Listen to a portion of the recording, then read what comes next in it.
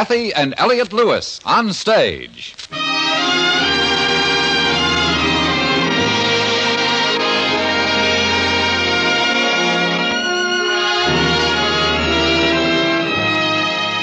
Cathy Lewis, Elliott Lewis, two of the most distinguished names in radio, appearing each week in their own theater, starring in a repertory of transcribed stories of their own and your choosing. Radio's foremost players in radio's foremost plays. Drama, comedy, adventure, mystery, melodrama. Ladies and gentlemen, Mr. Elliott Lewis.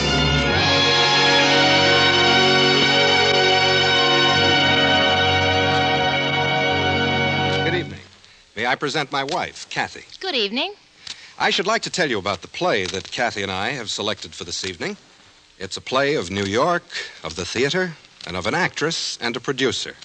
The actress is young, very new to the theater, and as a matter of fact, very new to New York.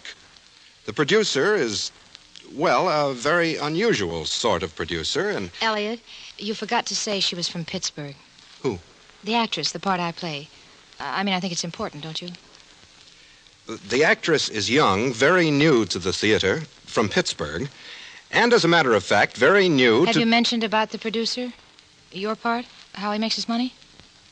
No, Cathy, I have not. Don't you think it's important? Well, it comes out later in the story. Well, it wouldn't do any harm to mention it now, would it, dear? Cathy, would you like to take over the introduction? No, dear. I think you're doing it beautifully. The actress is young, very new to the theater, from Pittsburgh, and as a matter of fact...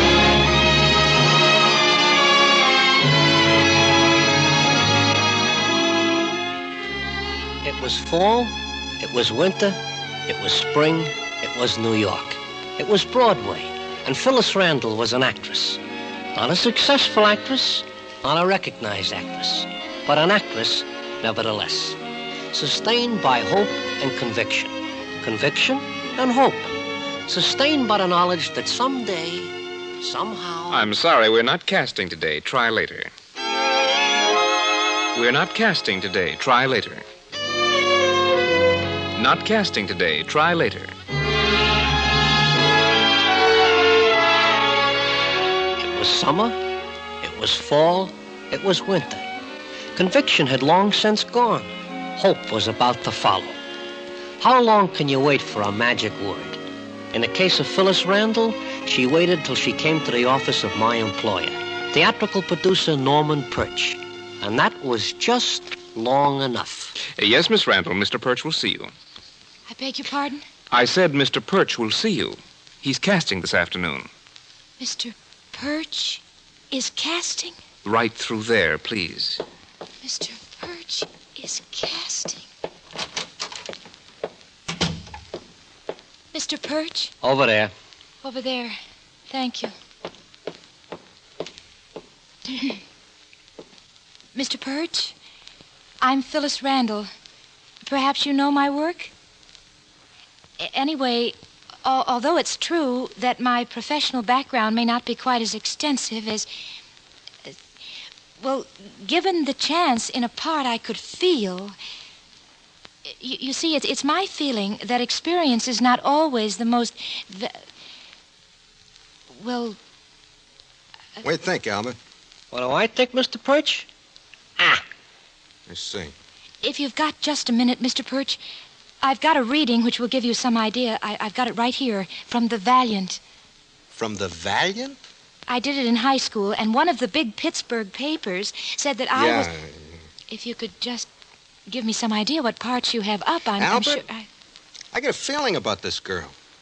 You do? What's your experience, Miss... Randle. Phyllis Randle. Yeah. Oh, my experience. Well, actually, I haven't been in New York too long, and of course, I've had offers in that time, but I'm really waiting for just the right thing to... Little theater? College dramatics? Well... High school? The Valiant. But if you could just listen to me read, Mr. Perch, Please. I'm sure Something else. Hand me that, Albert. Sure, Mr. Perch. Here, Phyllis, right here. That? But... Sure. Go ahead. Yes, Unless It comes up mud at Aqueduct today.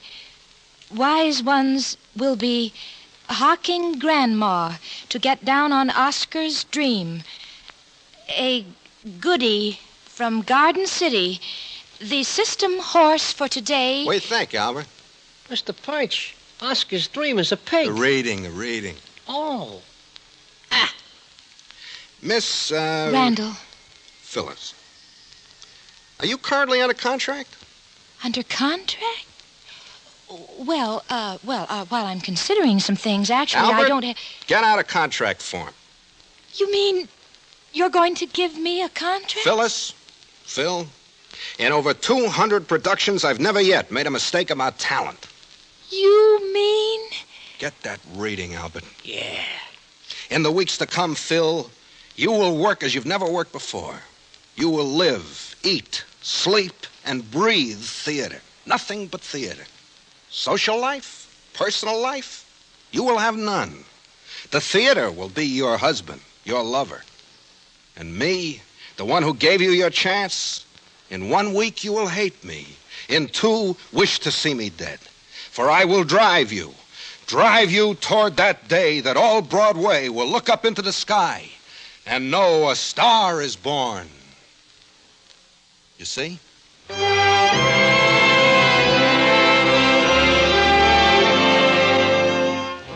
We went to work. Phyllis Randall was given a lead in a new play, Hang Me on Thursday, written by Buford Lovejoy, an untried author from the Texas oil family. It was the type of play Mr. Perch liked best, a poetic tragedy. Reap, dagger, reap your bright blade's bloody harvest. I go, let time's turgid river sweep me toward the sea, trailing behind a single strand of yellow hair, a thin red line of blood.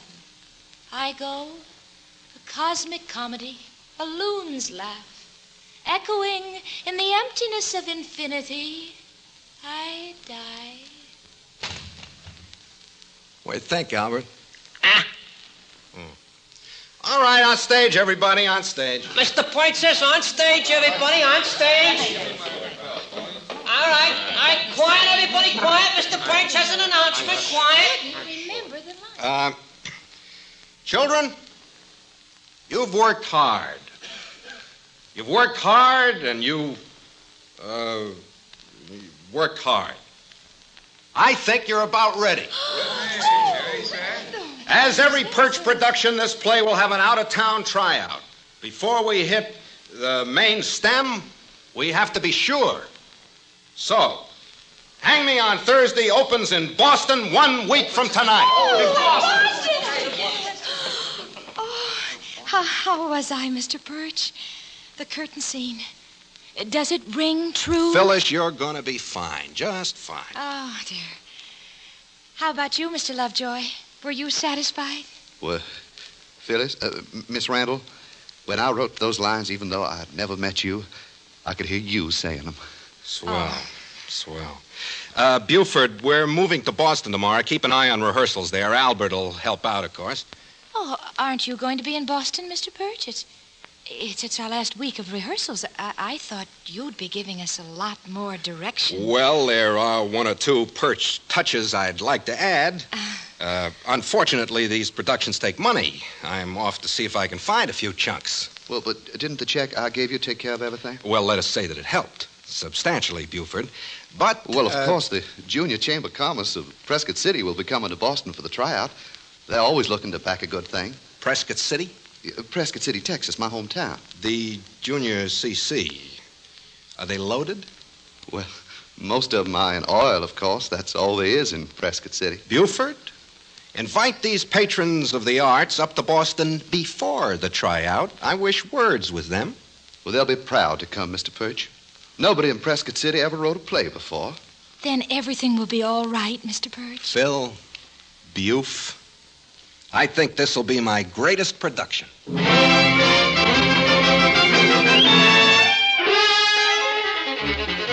Boston, fiery crucible in a dramatic world. We worked hard, feverishly, but we were happy. For author Buford Lovejoy had discovered leading lady Phyllis Randall. and producer Norman Perch had discovered the Prescott City Junior Chamber of Commerce. May I tell you something, Phyllis? Oh, please do, Buford. Well, back in Prescott City, I used to dream of this. Dress rehearsal over and then a late supper in some romantic spot. Mm-hmm. Where's Mr. Perch? He was supposed to join us. Well, I think he's busy with the JCC, but Phyllis... Isn't he amazing, Buford? The producer-director of the show, yet he's only been to 2 rehearsals. Mr. Perch says he doesn't want to spoil the mystic symbolism of my play by formal direction. Oh, he's so sensitive to things like that. And, of course, he's busy raising the production money. He must be one of the theater's real geniuses. Yeah, but Phyllis, honey, we don't have to spend all our time talking about Mr. Perch. Not tonight. Not if you don't want to, Buford. Phyllis? Good evening. Albert, isn't Mr. Perch with you? Sit down. Join us. Have something to eat. Albert. Oh, my. You haven't been drinking, Albert. I never drink, except just before a tryout in Boston. Well, the minute the curtain goes up, At Albert... heart, I am a sentimentalist. Mr. Perch has tried to reason with me, but it's too late. I had a happy childhood. We were just talking about Mr. Perch, Albert.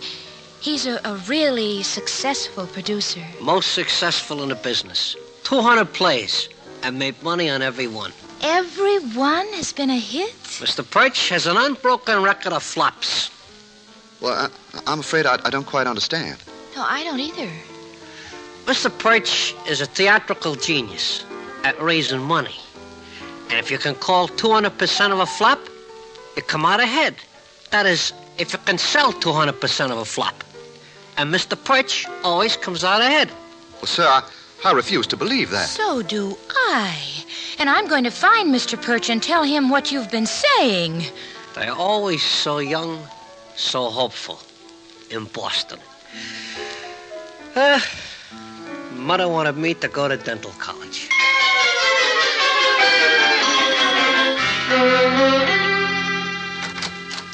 Mr. Perch, I hope you don't mind my breaking in this way, Come but in, Phil, come in. Mr. Perch, we've just been talking to Albert. Sit down, poor Albert. Can't stand openings. I know. Much more cheerful on closings. Sit down, sit down. Thank you. Mr. Perch, I feel it's my duty as a loyal member of the team. The what? The cast. Oh, Albert was intimating some pretty terrible things about you. good old Albert. He said you produced only unsuccessful plays. That depends strictly on your point of view. Oh, he also inferred you were selling over 200% of Hang Me on Thursday, Of what? our play. Oh, 200%? Let me see. No, that's not right. I knew it wasn't. Buford has 80%. I sold 40 more in New York, and I think the Prescott City Junior Chamber of Commerce will go for 200% themselves. But that's 320%. I have a good feeling about this play. A good feeling. But is what you're doing entirely honest? Phil, you're turning on your patron, your benefactor? I'm sorry, Mr. Perch, but aren't you in effect betting that your plays will fail? Correct. If you take fail in the strict bourgeois sense of the word. But in the broader sense, I never fail. Consider me as a literary insect exterminator who lures potential pests like Hang Me on Thursday. Yeah, that's it. Lures them from New York to Boston, where they expire quietly, without polluting the cultural stream of Broadway. Is not the workman worthy of his hire? But, Mr. Perch... Consider the employment I give deserving actors. I've had actors in as many as 50 plays a mine a season. They swear by me, always working. Mr. Perch, I believe in Buford's play. Actors always believe in plays. That's why they're actors. And in spite of what your intentions may have been, this play will still be running 5 years from now. Phyllis, you must hate me.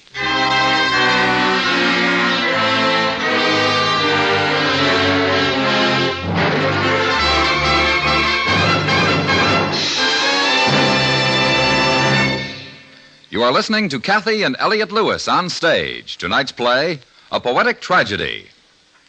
Next Tuesday, make CBS Radio your inauguration headquarters, and you'll have a roving box seat on the big parade to the White House, the solemn oath of office ceremonies, a roundup of the big day's events, and the highlights of the inaugural ball. A battery of crack CBS Radio newsmen will cover every significant aspect of the inauguration. Be sure to be listening next Tuesday, day and evening, for CBS Radio's all-out coverage of the inauguration.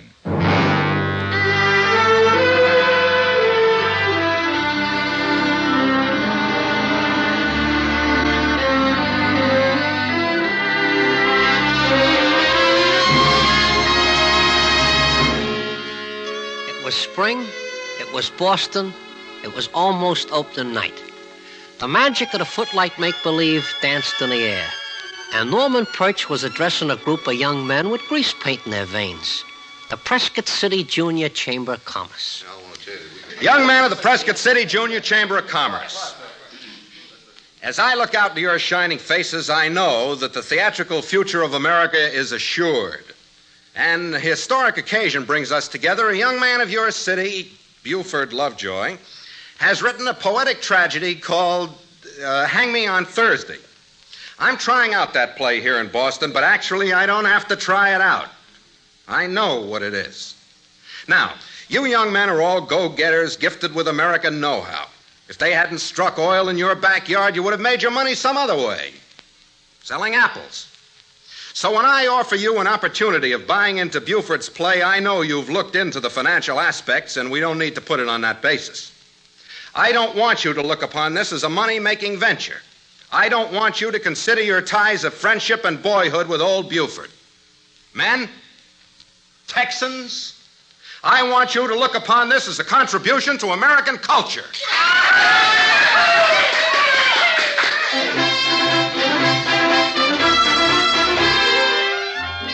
Opening night with its inevitable mishaps, and of these mishaps, Hang Me on Thursday had its share. The curtain rose, and the actors remembered their lines. And as the last act drew to a close, a producer and an author waited in the wings, intense expectancy. I go. Let time's turgid river sweep me toward the sea. Trailing behind a single strand of yellow hair, a thin red line of blood. I go, a cosmic comedy, a loon's laugh, echoing in the emptiness of infinity. I die. Well, what'd you think, Mr. Perch? Did they like her? Well, they didn't kill her. What do you think, Albert? How was I? Did they like the play? They're not applauding. Take a look out, Albert. Sure, Mr. Perch. Shall we line up for a bow? Wait, it might be dangerous. Mr. Perch, it's a sea of soggy handkerchiefs. What? They're just sitting there, weeping quietly. I'll take a curtain call. Don't go out. It might be a trick. Crying. At my play. Mr. Perch, Phyllis, a feeling of power sweeps over me. Down, Buford, down. Albert, let me look out. Sure, Mr. Perch. Not a sound. Nothing but the gentle drip, drip, drip, and here and there a small sob. That's the way it affects me, Mr. Perch. Me too. Albert. It's a poetic tragedy of tremendous sweep and power. Please. It may be an epidemic of head cold. Yeah, thank you, Albert. I think I'll go to my room. Mr. Perch, won't you join Phyllis and me in a little celebration with the Prescott City Junior CC? Do come, Mr. Perch. Well, it's too soon for celebrating, Buford. We won't know until we get the reviews in the morning. We can always count on the reviews, Mr. Perch. Always. I haven't had a kind word in 200 productions. Then we'll see you in the morning, Mr. Perch. You coming, Buford? Right away, my dear. Mr. Perch, thank you for all you've done. Thank you. He thanked me, Albert. The author thanked me. Usually they just hang themselves. Thank you, Mr. Perch, for all you've done. Albert, what have I done?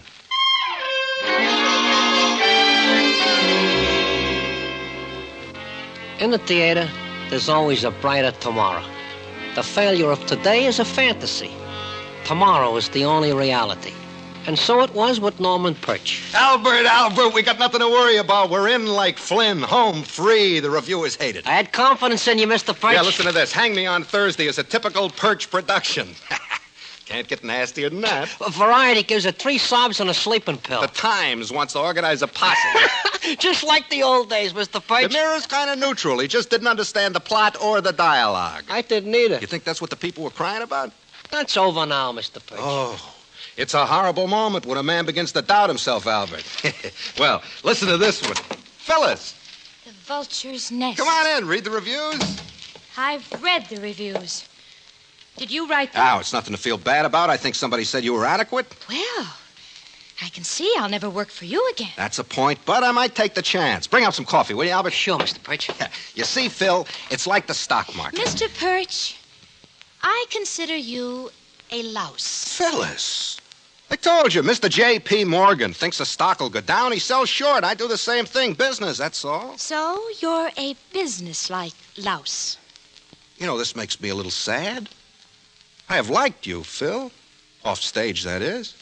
And it pains me to discover this side of your character. Look, Mr. Perch... I'd ask you to call me Norman, but that's just as bad as Perch. It means nothing to you that Buford and his friends will lose their money? Buford and his friends have oil wells pumping night and day. While they're sleeping, the wells are pumping. Buford could only sleep 4 hours a night and still be behind on his spending.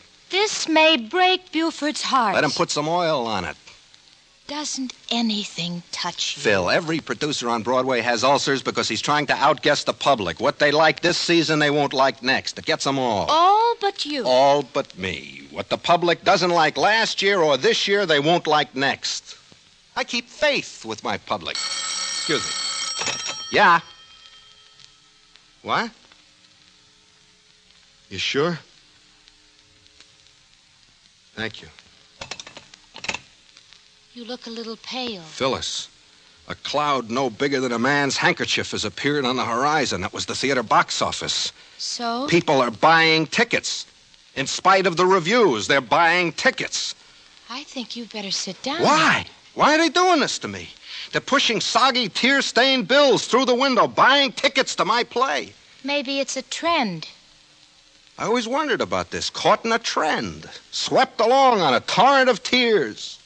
And inside my head, a hateful voice keeps saying, Johnny Ray, Johnny Ray, Johnny Ray. Mr. Perch, I was just past the theater box office. I know. Well, what can we do, Mr. Perch? Tell him, Mr. Perch. Tell him. Yeah, well, we could switch the first and third acts and maybe leave out the second act entirely. I think that would just make it better. You're right. Maybe if we close the show immediately, Mr. Perch. Localize the hysteria. It's an idea, Albert. You mean not open in New York at all? It's the least I could do for New York. I was born there. You'll never get away with it. Phil, is that a line from the play? Come in. Mr. Perch, I didn't know you were here, Phyllis, honey. Buford, he's trying to close the play. I know. I read the notices, Mr. Perch. But, Let me tell him, Phyllis, honey. Tell me what? Maybe I don't belong on Broadway, Mr. Perch. Maybe the critics just aren't ready for my style of writing. Oh, So it's all right. Go ahead and close the show, Mr. Perch. Hmm? You see, after we read the notices together, I asked Phyllis to come back with me to Prescott City. What for? Why, to be Mrs. Buford Lovejoy. That's a relief. I thought it was to join the Junior Chamber of Commerce. Quiet, Albert. Phyllis, you're going back with Buford? if the show is closing, yes. It is closing, Mr. Perch. Is it? Phyllis, would you call me Norman just once? I want to see how it sounds. Are you closing the show, Norman? Mr. Perch? It's all right, Albert. This wasn't happening to me now. It would sooner or later. I just don't have it anymore, Albert. Norman. No. Once was enough. Buford, notify the Prescott City Junior Chamber of Commerce. They've got a hit on their hands. We open in New York in 2 weeks. Mr. Perch. What a gesture. Don't you feel better for having done it? More honest? Better? No, I feel more like an oil well. Pumping, till I've been pumped dry. But I guess that's show business.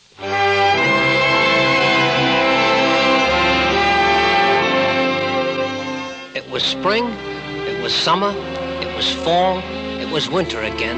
it was Broadway. It was Broadway with the usual stage door crowd waiting for the star of the biggest Broadway hit of them all, Hang Me on Thursday. And as the mink-coated star comes out of the stage door, a ragged figure gazes for a minute, then seeks to lose itself in the darkness. But... Norman! Norman Perch! Oh, it is Norman Perch, isn't it? Yeah, it's Norman Perch.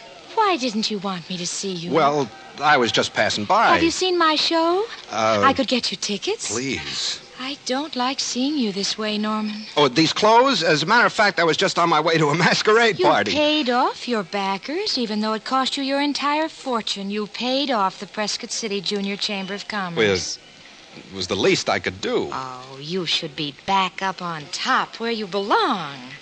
Do you really think, Phil, that I could... No, I guess not. Of course you could. Buford's writing me a new play. We haven't gotten a producer as yet. You mean... What's it like? Tell me about it, Phil. Well, I don't exactly understand the plot, and the characters seem to have no motivation. Oh, sad? Very. Yeah, thanks, Phil, for thinking of me. You won't... Thanks, but no, I couldn't stand another success.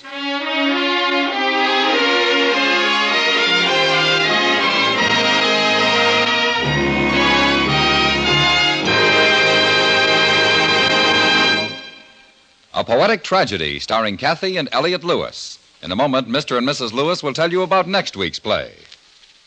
Tomorrow night, enjoy another full hour of There's Music in the Air, starring your favorite baritone, Donald Richards, with Francis Greer, Clark Dennis, Betty Cox, the Serenaders, and Alfredo Antonini's orchestra. It's a solid hour of wonderful music from CBS Radio's Playhouse in Times Square, bounded by Tin Pan Alley, the Broadway musical stages, and the Metropolitan Opera House. Tomorrow night and every Friday, there's Music in the Air on most of these same stations, presented by CBS Radio. And now, Cathy and Elliott Lewis.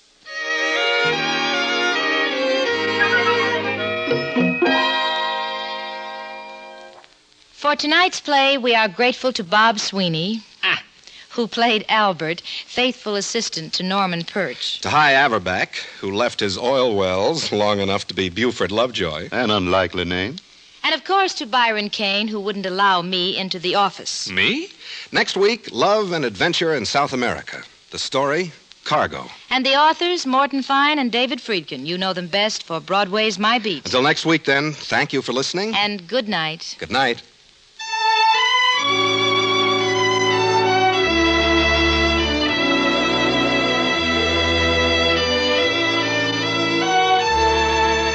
A Poetic Tragedy was written by Richard Powell. The Cathy and Elliott theme is by Ray Noble. Music for tonight's program was composed by Fred Steiner and conducted by Lud Gluskin. Cathy and Elliott Lewis on stage is transcribed and directed by Mr. Lewis. George Walsh speaking. This is the CBS Radio Network.